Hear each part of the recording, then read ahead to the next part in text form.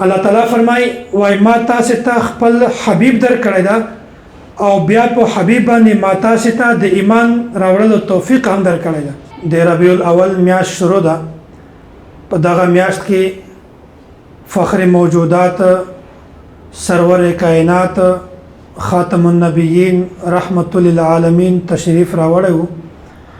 الله تعالی پیغمبر علیه الصلاۃ والسلام سرور کائنات جوړ کړی دا خاتم النبیین جوړ کړی دا او د پیغمبر علیه الصلاۃ والسلام تشریف اوري دا د ټولو خلکو لپاره د ټولې دنیا لپاره یو عظیم او ډېر غټ نعمت ده.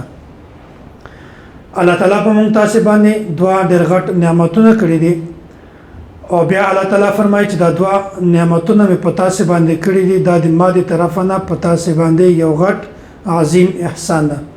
اسه خود الله تعالی د طرفه نه ډېر زیات نعمتونه دي خدا دوا خاص نعمتونه دي. اول نعمت الله تعالی قران کریم کې بیانوي سورۃ الحجرات کې بل الله یمن علیکم ان هداکم للایمان. الله تعالی فرمایي چې ما تاسو ته اول غټ نعمت دا در کړی دا چې ما تاسو ته د ایمان توفیق در نصیب کړی دا.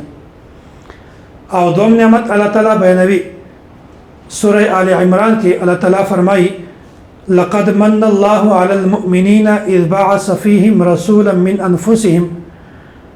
وای په تاسو باندې ما یو غټ نعمت ده هم کړی دا چې په تاسو کې دینه ما تاسو ته پیغمبر در لېږلی ده یتلو علیهم آیاته چې په تاسو باندې د تاسو آیات تلاوت کوي ويزکیهم او د تاسو تزکیه بیانوي ويعلمهم الكتاب والحکمه او تاسو ته د کتاب علم او حکمت ده هم بیانوي.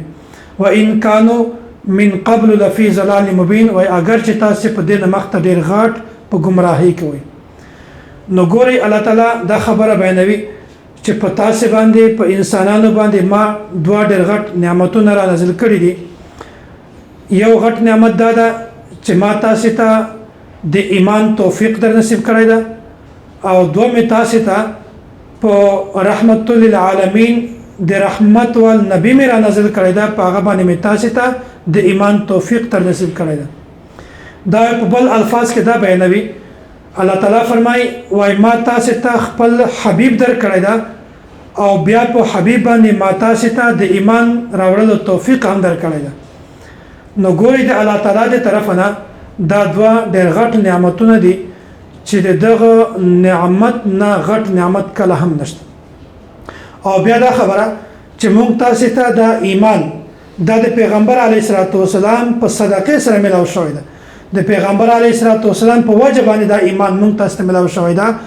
نو په کائنات کې په ټولو د غټ نعمت د پیغمبر علیه الصلاۃ والسلام تشریف اوریدا د پیغمبر علیه الصلاۃ والسلام راتګ ده.